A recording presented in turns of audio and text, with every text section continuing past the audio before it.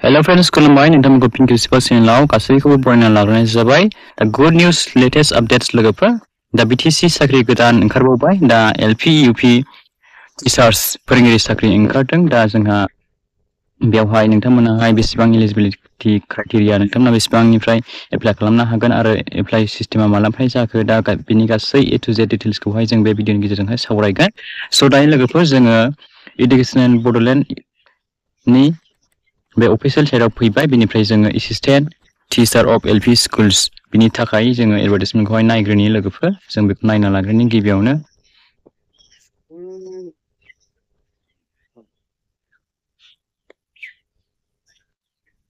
स' दायो लोगोफोर बियो 20 जुन मैया ओंखारदोंमोन बेनिफ्राय जोंहा बेवहाय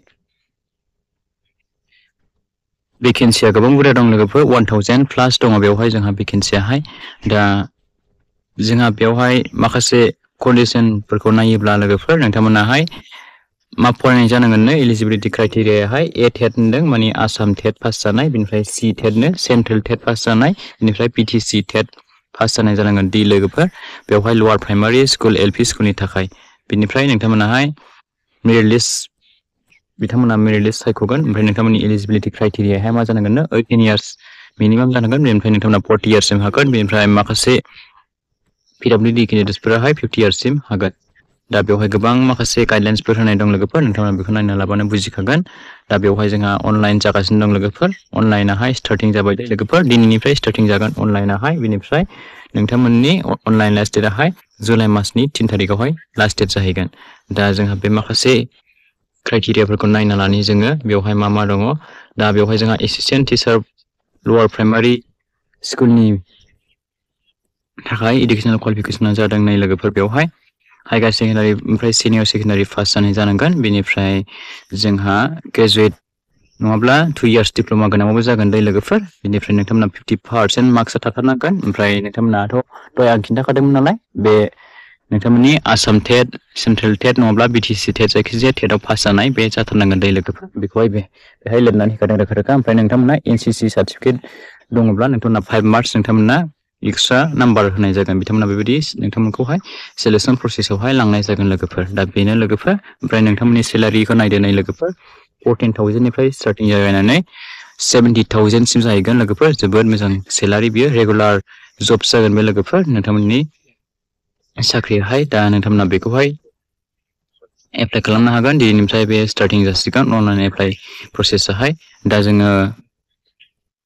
UP स्कुल्सनिखौ नायनोसैलाय जे लोगोफोर एडभार्टाइजमेन्टखौहाय दा नोंथांमोना बेखौहाय नटिसखौहाय डाउनलड खालामनानै नायबानो जाबाय नोंथांमोनाबो आङो भिडिअनि डिसक्रिपसनावहाय बिनि लिंकखौ होना दोनगोन दा नैबेनो एके सेम गासैबो क्राइटेरियाफोराहाय बिनिफ्राय नोंथांमोना बेवहाय इडुकेसनेल क्वालिफिकेसनाव एसे आलादा जानो हागौ दा गासै बे आसाम टेट C टेट BTC टेट बेथ' नांखागोनखा ओमफ्राय बेवहाय साइन्स लेभेलनि जानांगोन दै लोगोफोर बेवहाय हाइयार सेकेन्डारि ओमफ्राय सिनियर सेकेन्डारि नोंथांमोना पास खालामनाय जानांगोन ग्रेजुवेट जानांगोन नोंथांमोना बेनिफ्राय डिप्ल'मा गोनां 2 इयार्स नोंथांमोना थाथारनांगोन दै लोगोफोर ओमफ्राय एसिस्टेन्ट टिचार फर आपार प्राइमारि स्कुलावहाय ओमफ्राय NCC सार्टिफिकेट दङब्ला नोंथांमोना 5 मार्क्स 3 मार्क्स 2 मार्क्स बेबायदि दङना NCC A B C बेबायदि गोनांहाय बेबायदि मार्क्सखौहाय नायनाय बिथांमोना सेलेक्सन प्रसेस बिथांमोना खालामगोन क्राइटेरिया हिसाबै दा नैबेवहाय साइन्स टिचार फर UP स्कुल्सनि थाखाय होनदों बे साइन्सनि अनलि साइन्स बे लोगोफोर दा बेवहाय नोंथांमोना BSc पास जानायबाबो हागोन बेवहाय हायार सेकेन्डारि सिनियर सेकेन्डारिबाबो हागोन बेनिफ्राय 2 इयार्स डिप्ल'मा गोनांबाबो हागोन जायखिजाया इडुकेसनेल क्वालिफिकेसनाहाय बा बेचेलर डिग्रि होनाबाबो हागोन ओमफ्राय बे नोंथांमोननि आसाम टेट सेन्ट्रेल टेट आरो BTC टेटआहाय थाथारनांगोन दे लोगोफोर ओमफ्राय नोंथांमोना NCC सार्टिफिकेट दंबा होफाबानो जाबाय बेखौहाय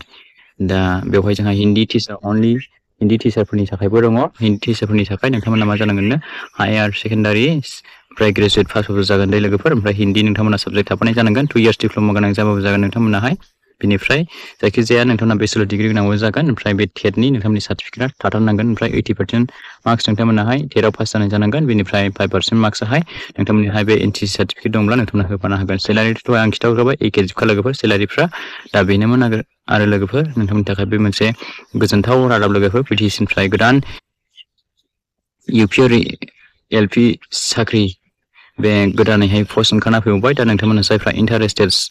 दा नोंथांमोना एप्लाइ खालामबानो जाबाय दिनैनिफ्राय अनलाइन स्टार्टिं जाबाय दै लोगोफोर दिनैनिफ्राय जागायबाय अनलाइनाहाय ओमफ्राय नोंथांमोननि लास्ट डेटआहाय जुलाइ मान्थनि 3 थारिखआवहाय जोबगोन लोगोफोर स' लोगोफोर नोंथांमोना भिडिअखौ मोजां मोनोब्ला लाइक खालामलांबानो जाबाय आरो लोगोफोरनो आरोसे शेयार खालामबानो जाबाय आरो जोबथारनायाव आंनि मोनसे गुरै खावलायनाय लोगोफोर नोंथांमोननिसिम नोंथांमोना गासैबो चेनेलखौ साबस्क्राइब खालामनानै लाग्रोलायजोबबानो जाबाय दे लोगोफोर जाहाथे नोंथांमोना बेबायदिनो फिउचारावबो गोदान गोदान लेटेस्ट इम्परटेन्ट आपडेट्स मोनलांबाय थानो हायो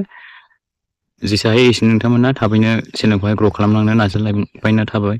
जाबाय लोगोफोर बिदिब्ला नेक्स्ट भिडिअजों लोगोसे फिन खेबसेबाव लोगो मोनबावगोन thank you for watching see you again bye bye and take care